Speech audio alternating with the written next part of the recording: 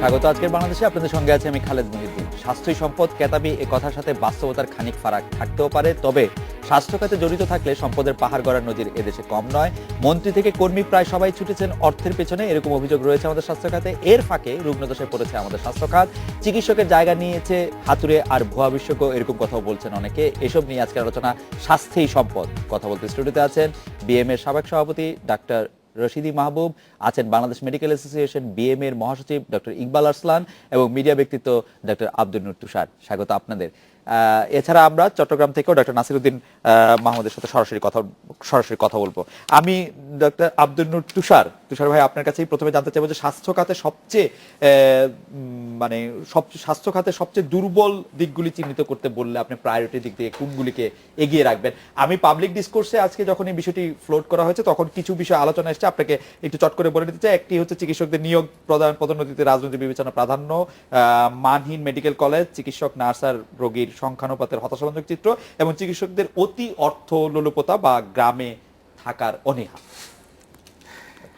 ঘুরে ফিরে সব অভিযোগ চিকিৎসকদের বিপক্ষেই থাকে সবার। একটা বিষয় আমাদের শুরুতেই পরিষ্কার করে নেওয়া উচিত যে স্বাস্থ্য ব্যবস্থা কিংবা স্বাস্থ্য সেবা কিন্তু শুধুমাত্র চিকিৎসকের উপরে নির্ভরশীল না, এটি একটি টিম ওয়ার্ক। সেনাবাহিনীতে যেমন শুধু জেনারেল থাকলে সেটা সেনাবাহিনী হয় না, তেমনি স্বাস্থ্য ব্যবস্থায় শুধু চিকিৎসক থাকলেই স্বাস্থ্য ব্যবস্থা তৈরি হয় না। ফলে আমার কাছে যদি আপনি জিজ্ঞেস করেছেন যেটি যে গুরুত্বের দিক থেকে আমি কোনগুলিকে সমস্যা মনে করি, প্রথম বিষয় হচ্ছে পরিকল্পনাহীনতা।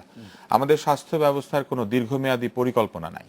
আমাদের স্বাস্থ্য ব্যবস্থা অধিকাংশ ক্ষেত্রেই আন্তর্জাতিক যেসব পরিকল্পনা সেগুলোর সঙ্গে তাল মিলিয়ে চলার একটা বিষয় রয়েছে, কিন্তু আমাদের নিজস্ব কোনো পরিকল্পনা যে আমরা আগামী 10, 15, 20 বছরে বাংলাদেশের জনগণের জন্য কি করতে চাই এরকম কোনো নির্দিষ্ট পরিকল্পনা নাই। এবং এক ধরনের পরিকল্পনাহীনতার কারণে একটা অব্যবস্থা আছে, যেটা এই নিয়োগ পদায়ন বলেন, ডাক্তারদের গ্রামে থাকা বলেন, অথবা বাজেটের ব্যবহার সেটা বলেন। দ্বিতীয় হচ্ছে অপচয় এবং দুর্নীতি।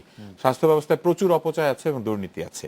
এবং তৃতীয় সেটি হচ্ছে রাজনৈতিক কমিটমেন্টের সঙ্গে রাজনীতিবিদদের স্বাস্থ্য ব্যবস্থার প্রকৃত চিত্র বোঝার যে ব্যাপারটি, এর মধ্যে একটি তফাৎ আছে।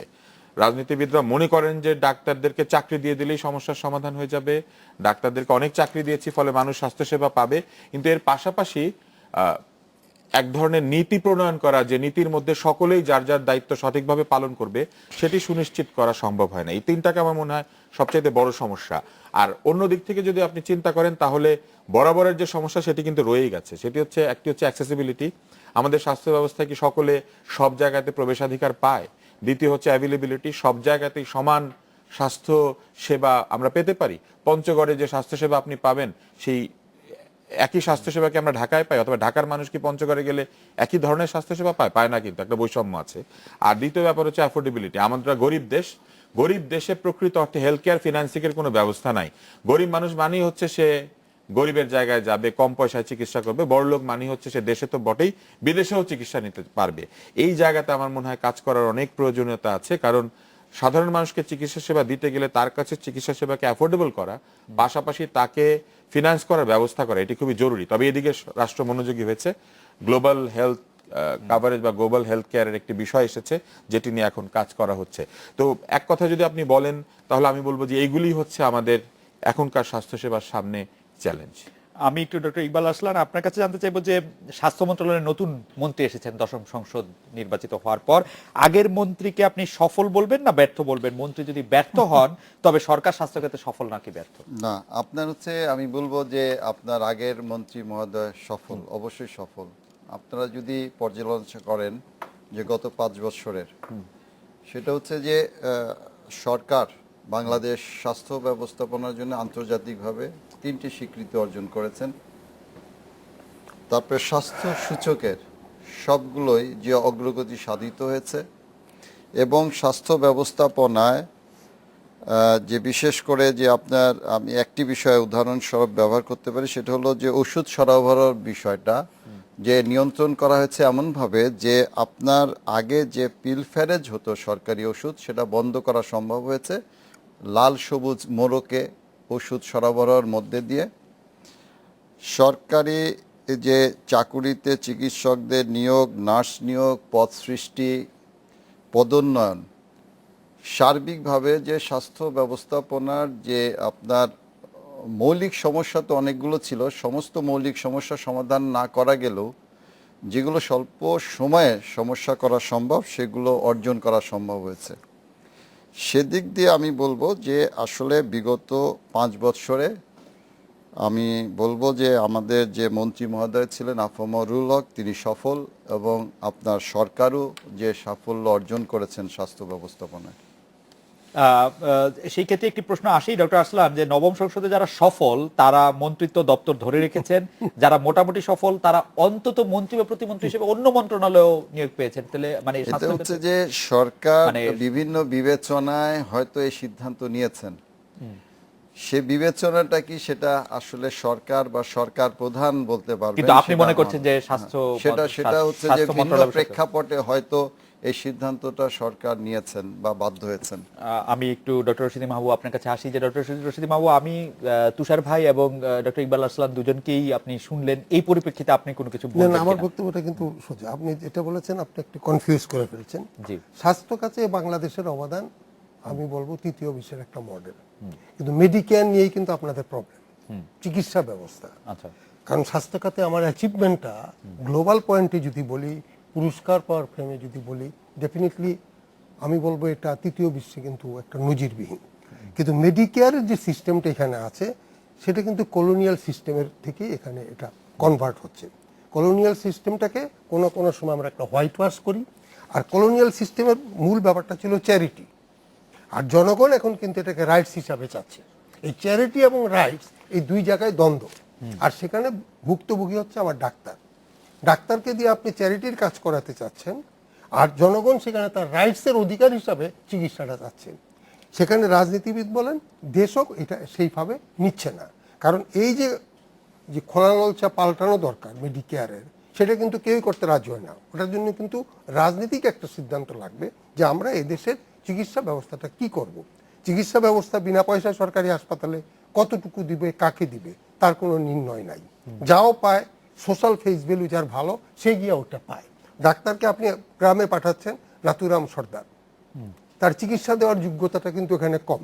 সে হাতে পায়ে বলতে পারে, যেটা বেশিরভাগ ক্ষেত্রে, যে ব্যবহারটা তো করতে পারে, আর ব্যবহারে তো রোগ ভালো হয় না, ব্যবহারে সান্ত্বনা হয়। কিন্তু চিকিৎসা বিজ্ঞানে যে সে সান্ত্বনাটা কিন্তু তার কাছে মূল ব্যাপার না, সে কিন্তু চিকিৎসাটা করতে চায়। তো এই দ্বন্দ্বগুলো কিন্তু নিরসন হয়নি। সুতরাং বাংলাদেশের স্বাস্থ্য ব্যবস্থা যদি উন্নতি আপনারা চান, এটা প্রথমেই কথা হচ্ছে রাষ্ট্র, সরকার, রাজনীতিবিদ এটা চায় কিনা, নাকি ব্লেম গেম খেলবে, যে ডাক্তারের গ্রাম পাঠাও ওটা কাজ করে না, অমুক হাসপাতালে গেলে। স্বাস্থ্য খাতে এত দুর্নীতির প্রসঙ্গটা কেন আসে? দুর্নীতি কে করছে? স্বাস্থ্য খাতের মূল দুর্নীতিবাজ কারা, সেটা কি চিহ্নিত হয়েছে? দুর্নীতির কয়েকটা ক্ষেত্র চিহ্নিত হয়েছে, যেমন নিয়োগ, পদোন্নতি, পদায়নে একটা দুর্নীতি। আচ্ছা, নিয়োগ পদোন্নতির চেয়ে সবচেয়ে বেশি দুর্নীতি হয় আপনার না, যেটা হচ্ছে ইনফ্রাস্ট্রাকচার ডেভেলপমেন্ট আর ক্রয়। এটা তো যেটা হচ্ছে যে পোস্টিং ট্রান্সফারের যেটা, সেটা হচ্ছে কিন্তু আপনার সেন্ট্রালাইজেশন থাকার কারণে সেখানে ভালো জায়গায় সবাই যেতে চান। কিন্তু যদি আপনি স্পট মার্কিং এ বলেন যে ওই জায়গায় তোমার চাকরি করবা কি করবা না, তখন কিন্তু এই দুর্নীতির স্কোপ থাকতো না। এটা কিন্তু দুর্নীতিবাজ হচ্ছে আমলাতান্ত্রিক ধারাবাহিকতায় এই উইন্ডোটা খুলে দিয়েছে। আচ্ছা, সেই জায়গা থেকে এটা হচ্ছে। মানে আমলাতান্ত্রিক ধারাবাহিকতা বলতে আপনি বলতে চাইছেন যে এটা মানে রাজনীতিবিদদের দায়ী করবেন নাকি আমলাদের দায়ী করবেন, নাকি দুইজনের? তাদের সিম্বায়োসিস, তাদের সিম্বায়োসিস। এখানে আসলে যে আমি একটু সাপ্লিমেন্ট করি, সেটা হচ্ছে যে তুষার যেটা বলেছে, আসলে যে আপনার পরিকল্পনাহীনতা আছে এবং অব্যবস্থাপনা আছে। আমি বলি যেটাকে, যে স্বাস্থ্য সেক্টরে যে ম্যানেজেরিয়াল যে পার্টটা, এই ম্যানেজেরিয়াল পার্টটা আপনার সাংঘাতিকভাবে দুর্বল। এই ম্যানেজেরিয়াল পার্টটা দুর্বল থাকার কারণেই কিন্তু আপনার এই যে আপনার কনসিকুয়েন্সগুলো আমরা দেখতে পাচ্ছি। আমি একটা অন্য প্রসঙ্গে ডাক্তার নাসিরউদ্দিন মাহমুদের কাছে যাই, চট্টগ্রাম মেডিকেল কলেজের চিকিৎসক এবং বিএমএ চট্টগ্রামের সাবেক সাধারণ সম্পাদক। ডাক্তার নাসির, চট্টগ্রাম ও রাজশাহী মেডিকেল কলেজ বিশ্ববিদ্যালয়ে উন্নীত করা ঘোষণা এসেছে, একই সময়ে এর বিরুদ্ধে চট্টগ্রাম মেডিকেলের কর্মকর্তা কর্মচারীদের একটি অংশ আন্দোলন করছে, অথচ রাজশাহীতে কোনো আন্দোলন নেই। আপনি বিষয়টিকে কিভাবে দেখেন? চট্টগ্রামে আন্দোলনটি কেন হচ্ছে, বা মেডিকেল বিশ্ববিদ্যালয় করার যৌক্তিকতাটাই কি? ডাক্তার নাসিরউদ্দিন মাহমুদ। ধন্যবাদ আপনাকে। যৌক্তিকতা অনেক ব্যাপক যৌক্তিকতা আছে, কারণ চট্টগ্রামের বৃহত্তর চট্টগ্রাম অঞ্চলের প্রায় 4 কোটি 4.5 কোটি মানুষ ক্যাচমেন্ট এরিয়াতে। এখানে ওরকম টার্সিয়ারি কেয়ার, সত্যিকার অর্থে টার্সিয়ারি কেয়ার বলতে বেশি কিছু নেই। ওই জন্য একটি বিশ্ববিদ্যালয় হলে ওখানে চিকিৎসা শিক্ষা সংক্রান্ত গবেষণা, সর্বোপরি চিকিৎসার যে উন্নতি হবে, বঙ্গবন্ধু মেডিকেল বিশ্ববিদ্যালয়ের সবচেয়ে বড় উদাহরণ। তো চট্টগ্রামের চিকিৎসকরা, চট্টগ্রামের সাধারণ মানুষ, পেশাজীবীরা এবং রাজনৈতিক নেতৃবৃন্দ দীর্ঘদিন থেকে দাবি করে আসছে চট্টগ্রাম মেডিকেল কলেজকে বিশ্ববিদ্যালয়ে উন্নীত করা। আপনি জানেন গত কয়েকদিন আগে প্রধানমন্ত্রীর পক্ষ হয়ে মাননীয় স্বাস্থ্যমন্ত্রী মাননীয় প্রধানমন্ত্রীর পক্ষ হয়ে ঘোষণা দিয়েছেন। এর পরবর্তীতে চট্টগ্রামের কিছু কর্মচারী, তৃতীয় এবং চতুর্থ শ্রেণীর, ওরা মনে করেছে কিছু কর্মচারী আগে যে সিন্ডিকেটবাজি যেটা ছিল, যেটা দিয়ে রুগীকে ওরা জিম্মি করে রাখতো, ওরাই মূলত আন্দোলনটার সূচনা করে এবং সাধারণ যে কর্মচারী এবং যারা ভালো কর্মচারী ওদেরকে বোঝানো হয় যে আপনাদের চাকরি চলে যাবে এবং আপনাদের পেনশন গ্র্যাচুইটি কিছুই সম্পূর্ণ মিথ্যা কিছু তথ্য দিয়ে ওদেরকে বিভ্রান্ত করেছে, যার ফলে কিছু আন্দোলন হয়েছে। আপনারা দেখেছেন আন্দোলনের গতি প্রকৃতি সবকিছু স্থমিত কাছাকাছি চলে এসছে এবং আমরা সাধারণ কর্মচারীদেরকে বোঝাতে সক্ষম হয়েছি যে ওনাদের চাকরি যাবে না, ওনাদের পেনশন গ্র্যাচুইটি কোনো কিছুতেই কোনো হেরফের হবে না, বরঞ্চ ওনাদের চাকরি সীমা 60 বছর থেকে 65 বছর উন্নীত হবে এবং ওনাদের সামাজিক এবং অর্থনৈতিক স্ট্যাটাস আরো বাড়বে, এটা আমরা বোঝাতে সক্ষম। ডক্টর রাসেলউদ্দিন মাহমুদ, আপনাকে ধন্যবাদ, আপনি আমাদের সঙ্গে থাকেন। তুষার ভাই, এই বিষয়ে কি আপনি একটু আলোকপাত করবেন একটু বিরতি নেওয়ার আগে, যে আমাদের আসলে মানে মেডিকেল কলেজকে বিশ্ববিদ্যালয় করলে আমাদের স্বাস্থ্যসেবার মান খুব বাড়বে কিনা, আর মানে আপনি কি মনে করেন? ডক্টর রাশিদুল মাহবুব অবশ্য মাথা নাড়ছেন। আমি একটা সিম্পল বিষয় বলতে চাই শুরুতেই, সেটি হচ্ছে যে টারশিয়ারি কেয়ার হাসপাতালের সাথে বিশ্ববিদ্যালয় হওয়ার কোনো সম্পর্ক নাই। টারশিয়ারি কেয়ার হাসপাতাল যে কোনো হাসপাতালই হতে পারে, প্রোভাইডেড যে সেই হাসপাতাল টারশিয়ারি কেয়ার প্রোভাইড করতে পারে। যেমন টারশিয়ারি কেয়ার কি? ক্যান্সার রোগীর উপযুক্ত কেমোথেরাপি দেওয়া, কিছু সার্জারি করা, যেমন ধরেন ট্রান্সপ্ল্যান্ট অপারেশন করা, কার্ডিয়াক বাইপাস সার্জারি করা, এই ধরনের যেসব অত্যাধুনিক সার্জারি বা বিষয়গুলি আছে সেইগুলি সেই টারশিয়ারি কেয়ার সেন্টারে হবে। বিশ্ববিদ্যালয় মূলত শুধুমাত্র টারশিয়ারি কেয়ার সেন্টার না, একই সঙ্গে রিসার্চ সেন্টার। বিশ্ববিদ্যালয়ে গবেষণা হতে হবে, হেলথ রিলেটেড রিসার্চ হতে হবে, নতুন জ্ঞান তৈরি করতে হবে। সেই অর্থে যদি চিন্তা করেন তাহলে প্রকৃত অর্থে কি আমরা এখনো বঙ্গবন্ধু মেডিকেল বিশ্ববিদ্যালয়কেও সেই পর্যায়ে নিয়ে যেতে পেরেছি যেটা আমরা আশা করেছিলাম? আমরা পারি নাই। ফলে প্রথম সেন্টারটাকে আমরা সেই পর্যায়ে নিতে পারি নাই, না নিয়েই আমরা রাজনৈতিক কমিটমেন্ট হিসেবে চট্টগ্রাম এবং সিলেট শুধু না, রাজশাহী শুধু তাই নয়, গত রিউনিয়নে ঢাকা মেডিকেল কলেজকেও এই প্রতিশ্রুতি দিয়েছিলেন গত স্বাস্থ্যমন্ত্রী যে এটিকেও বিশ্ববিদ্যালয় করা হবে, অর্থাৎ ঢাকায় আরো আরেকটা বিশ্ববিদ্যালয় হবে। ফলে বিশ্ববিদ্যালয় হওয়ার সাথে টারশিয়ারি কেয়ারের সম্পর্ক নাই। কিন্তু যে বিষয়টি আন্দোলন করছেন তৃতীয় চতুর্থ শ্রেণীর কর্মচারীরা, এটি মূলত তাদের চাকরি, তাদের যে সিন্ডিকেশন, তাদের যে ক্ষমতার ব্যবহার, এটির সাথে রিলেটেড। কারণ অটোনোমাস হয়ে যাবে বিশ্ববিদ্যালয় হলে পরে, এবং অটোনোমাস হলে তাদের উপরে ডাক্তারদের প্রশাসন আসবে, চিকিৎসকরা তাদের বেতন থেকে শুরু করে পোস্টিং ট্রান্সফার তো নাই, ফলে চাকরি, উন্নতি, পদোন্নতি বা বরখাস্ত করা, এইসব ক্ষেত্রে ডাক্তারদের বা প্রশাসনের, বিশ্ববিদ্যালয় প্রশাসনের অধিকার আসবে। এই জায়গাটিতে সবসময় তৃতীয় এবং চতুর্থ শ্রেণীর কর্মচারীরা আপত্তি করে থাকেন। এটা শুধুমাত্র যে এই বিশ্ববিদ্যালয় মেডিকেল বিশ্ববিদ্যালয় হচ্ছে এটি নয়, যে কোনো প্রতিষ্ঠানই সরকার এরকম স্বায়ত্তশাসনে যেতে চাইলেই দেখা যায় তৃতীয় চতুর্থ শ্রেণীর কর্মচারীরা আন্দোলনে যান। এটা আমাদের রাজনৈতিক আন্দোলনের ইতিহাস।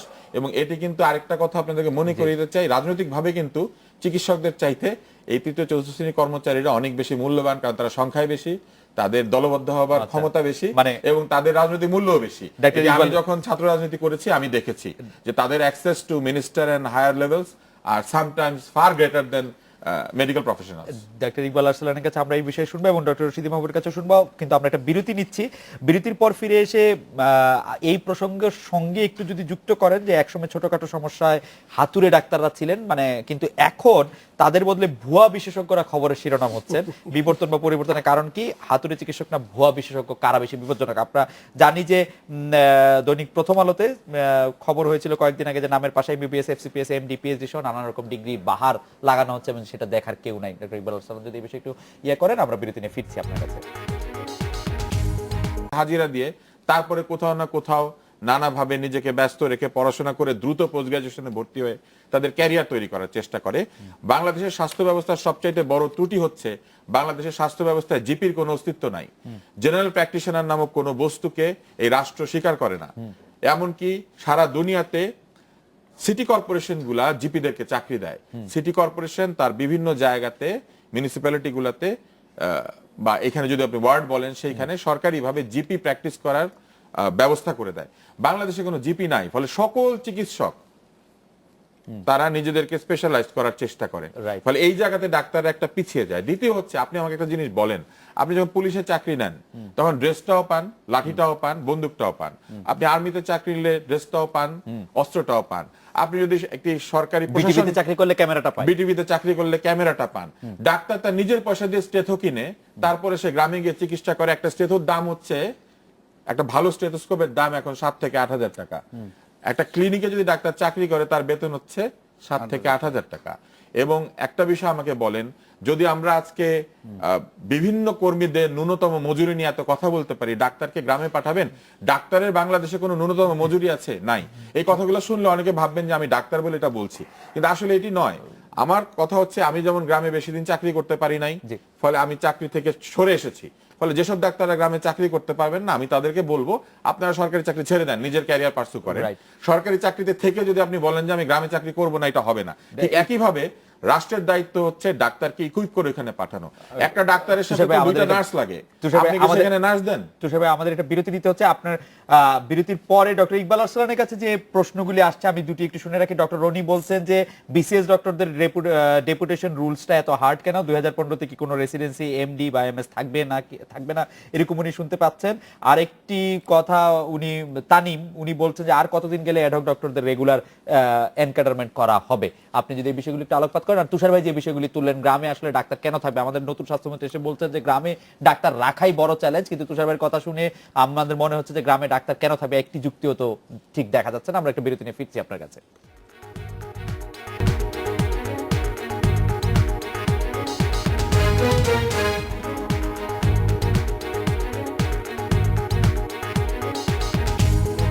ফিরলাম আজকে বাংলাদেশে। ডক্টর ইকবাল আরসালান, বিরতির আগে আপনার কাছে নন রেসিডেন্সি থাকবে না কিনা 2015 সালে ডিআর কাছে এটা একটি প্রশ্ন ছিল, এবং এনকাডারমেন্ট নিয়ে প্রশ্ন ছিল। তিনটা প্রশ্ন আর ছিল। আরেকটা প্রশ্ন একটু যুক্ত হয়েছে, বা আপনি মন্তব্য বলতে পারেন, আপনার কোনো গুণগ্রাহী অথবা শত্রু বলছেন ইকবাল স্যারের অ্যাপ্রুভাল ছাড়া কোনো প্রমোশনই হয় না, এমন সেটি হয়তো আপনার কোনো গুণগ্রাহী বলছেন।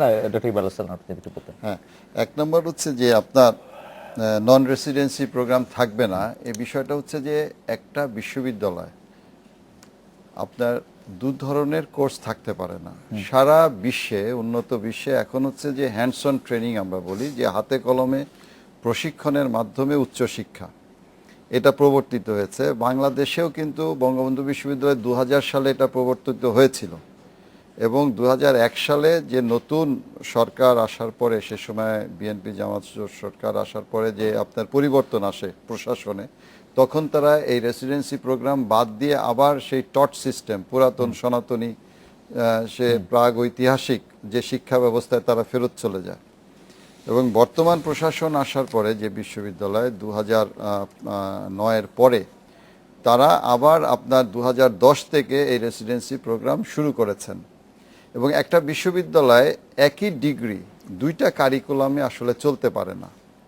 এবং এই রেসিডেন্সি প্রোগ্রাম কিন্তু অলরেডি আপনার বিভিন্ন মেডিকেল কলেজে তারা টেক আপ করেছে এই বছর থেকে, বিভিন্ন মেডিকেল কলেজে বিভিন্ন কোর্স। এবং সেজন্যই যে যৌক্তিক কারণে আসলে 2015 থেকে এই নন রেসিডেন্সি যে সিস্টেম বা টট সিস্টেমটা আসলে থাকা বাঞ্ছনীয় না, এটা প্রশ্নবিদ্ধ হবে ভবিষ্যতে আমাদের চিকিৎসকরা। দ্বিতীয়ত হচ্ছে যে আপনার ডেপুটেশন নীতিমালার ব্যাপারে একজন চিকিৎসক আসলে প্রশ্ন তুলেছেন। ডেপুটেশন নীতিমালায় কিন্তু আপনার হচ্ছে যে কোনো আপনার শক্তও কিছু করা হয়নি, প্রতিবন্ধকতাও কিছু করা হয়নি।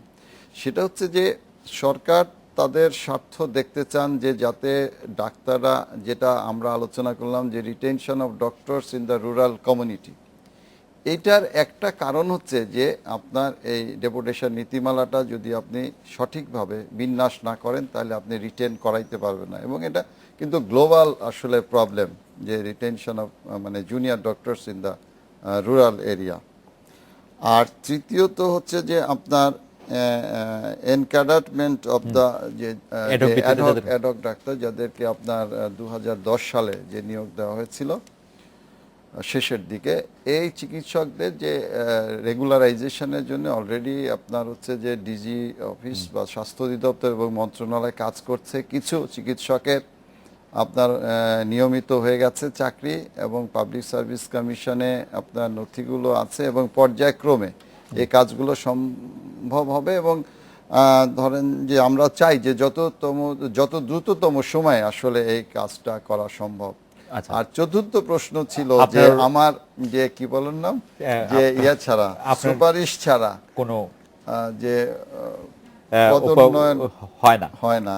আসলে তো কথাটা তো মানে বাস্তব হলো না, যে কথাটা বাস্তব হলো না। যে ধরেন যে আমি যদি সুপারিশ করি, তাহলে তো আমি তো রাজনৈতিকভাবে সুপারিশ করলে তো শুধুমাত্র সচিবের লোকদের পদোন্নয়ন হতো, কিন্তু এখানে তো সচিবের লোকদের পদোন্নয়ন হয়েছে, সবার পদোন্নয়ন হয়েছে, যে আপনার সমস্ত যে আপনার মতালম্বীদেরই পদোন্নয়ন না, হয়েছে। এটা একটা- সেজন্য আসলে না, এটার কোনো আপনার মানে আপনার বক্তব্য এখানে পরিষ্কার, কিন্তু আমরা এমনি সাধারণভাবে বুঝতে পারি যে দেবেও আপনার পরিচিত কিছু ছাত্র, আপনার কিছু পরিচিত শুভানুদ্ধি থাকতেও তো পারে, সেটা যেহেতু কিছু মানে প্রমাণ করে না এখন যে এখন এটা তো দেবেও থাকতে পারে। ডক্টর রশিদ বাবু, আমরা একটু অন্য প্রসঙ্গে যাই। আপনি যদি একটু চট করে বলেন যে বিএমএ থেকে খুব আপত্তি জানানো হয়েছিল যে মানহীন বেসরকারি মেডিকেল কলেজ বন্ধগুলির ব্যাপারে, এই ব্যাপারে যদি আপনি একটু বলেন। মানহীন মেডিকেল কলেজ তো লাস্ট মন্ত্রী সাহেব 11টা মেডিকেল কলেজকে দিয়ে গিয়েছিলেন, এবং সেটা 3-4টা ইউনিভার্সিটির আন্ডারে।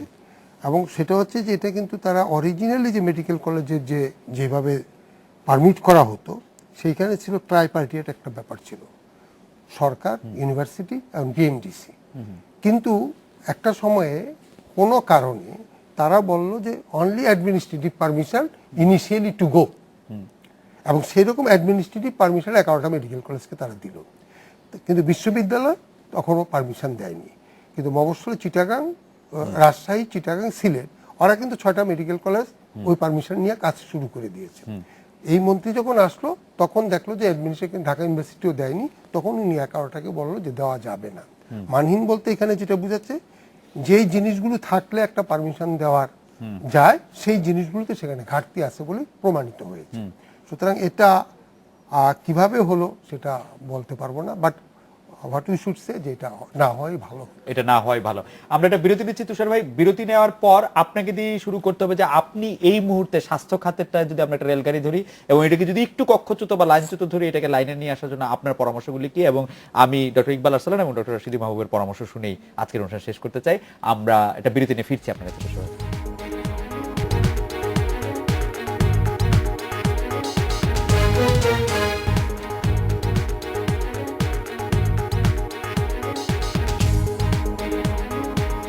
আজকের বাংলাদেশে তুষার ভাই, বিরতির আগে আমরা যে বিষয়টি আলোচনা করছিলাম, আপনার কাছে জানতে চাইছিলাম যে এই মুহূর্তে আপনি কি কি পরামর্শ দেবেন স্বাস্থ্য খাতের উন্নয়নের জন্য। আমাদের অনেক চিকিৎসকরা অনেক ধরনের মন্তব্য করছেন, এর মধ্যে একটি মন্তব্য ডক্টর শর্মী, উনি তাদের একজন, তিনি বলছেন যে মহিলা ডাক্তাররা যখন, নারী ডাক্তাররা যখন গ্রাম পর্যায়ে নিয়োগ পাবেন, তাদের নিরাপত্তার ব্যবস্থাটা, নিরাপত্তা শুধু মহিলা পুরুষ সকলের ক্ষেত্রে একই কথা। আসলে নিরাপত্তার ব্যবস্থা নাই। প্রকৃত অর্থে ডাক্তারই একমাত্র ফার্স্ট ক্লাস গেজেটেড অফিসার যিনি ইউনিয়ন সাব সেন্টার পর্যায়ে কাজ করেন। বাংলাদেশে আর কোনো প্রথম শ্রেণীর গেজেটেড কর্মকর্তা ইউনিয়ন পর্যায়ে কাজ করেন না। কিন্তু সেখানে আমরা না যাই। আমি স্ট্রিমলাইন করার জন্য প্রথম যেটা বলবো, চিকিৎসা শিক্ষা ব্যবস্থাকে ঢেলে সাজানো দরকার এবং এটাকে একটা স্ট্রিমলাইনে আনতে হবে। বাংলাদেশে নানা ধরনের ডিগ্রি আছে, ডিপ্লোমা থেকে শুরু করে এফসিপিএস, এমসিপিএস, এইগুলাকে এক ধরনের সামনে নিয়ে আসতে হবে। কোন ডিগ্রিটি কার ইকুইভ্যালেন্ট এটা চিন্তা করতে হবে, এবং বিদেশ থেকে ডিগ্রি নিয়ে আসলে সেই ডিগ্রিগুলিকে এসেই যেন বাংলাদেশে প্র্যাকটিস করা না যায়। এক ধরনের লাইসেন্সিয়েট এক্সামিনেশন বাংলাদেশে চালু করা উচিত, কারণ এখন মানুষ চায়নাতে গিয়ে মেডিকেল পড়াশোনা করছে, এমনকি এমন সব দেশে গিয়ে মেডিকেল পড়াশোনা করে আসছে যেগুলা আমরা মনে করতেই পারি যে আমাদের সমকক্ষ না, অনেক পরে তারা আমাদের ডাক্তারি শিখেছে। দ্বিতীয় হচ্ছে, এই যে মেডিকেল শিক্ষা ব্যবস্থাতে একটা হেলথ অডিট সিস্টেম চালু করতে হবে। আমরা একটা Bangladesh health quality certification authority তৈরি করতে পারি, যেগুলো এই মেডিকেল কলেজগুলি মানসম্পন্ন কিনা, ক্লিনিকগুলি মানসম্পন্ন কিনা, এমনকি বিশ্ববিদ্যালয়গুলি পর্যন্ত মানসম্পন্ন কিনা, এগুলাকে অডিট করবেন, যাচাই বাছাই করবেন এবং এক ধরনের সার্টিফিকেশন করবেন। কারণ এটা না হলে পরে আমি কি দেখে বিশ্বাস করব যে এই হাসপাতালটি মানসম্মত? এটা মালয়েশিয়া করেছে, থাইল্যান্ড করে ফেলেছে, ইন্ডিয়াতে হয়েছে, আমরা এখনো করতে পারছি না কেন সেটা আমি বুঝি না। দ্বিতীয় হচ্ছে, রেফারেল সিস্টেম চালু করতে হবে। রেফারেল সিস্টেম নাই বলে এখন প্রফেসর সাহেবরাও সর্দি রোগী দেখেন, আবার গ্রামের হাতুড়ে ডাক্তারও সার্জারি করে দেয়। রেফারেল সিস্টেম চালু করতে হবে এবং ম্যাল প্র্যাকটিস এবং এইসব ক্ষেত্রে যে আইনের প্রয়োগ, এটিও বাড়াতে হবে।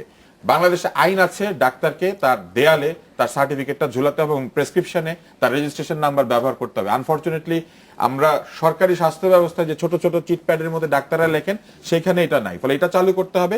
আর দেশে এই হাতুড়ে চিকিৎসকের যে ব্যাপার একসময় দরকার ছিল, কিন্তু এগুলাকে এখন আস্তে আস্তে গ্রাম পর্যায় থেকে তুলে আনতে হবে, কারণ ডাক্তারকে কিন্তু গ্রামে গেলে এদের সাথে কম্পিটিশন করতে হয়। তবে আপনাকে অনেক ধন্যবাদ। ডক্টর ইকবাল আরসালান, আপনি কোনো কিছু সাজেশন যদি বলেন। যেটা হচ্ছে যে আপনার অনেকগুলো কথা বলে ফেলেছে তুষার, সেগুলোর দিকে আমি যাব না। সেগুলো আমি যেটা একটা জিনিস হচ্ছে যে সার্ভিস ডেলিভারি সিস্টেম যদি আপনার ডেভেলপ করতে হয় তাহলে পরে আপনার স্বাস্থ্য ব্যবস্থাপনার একদম পুনর্বিন্যাস করা প্রয়োজন, ঢেলে সাজানো দরকার।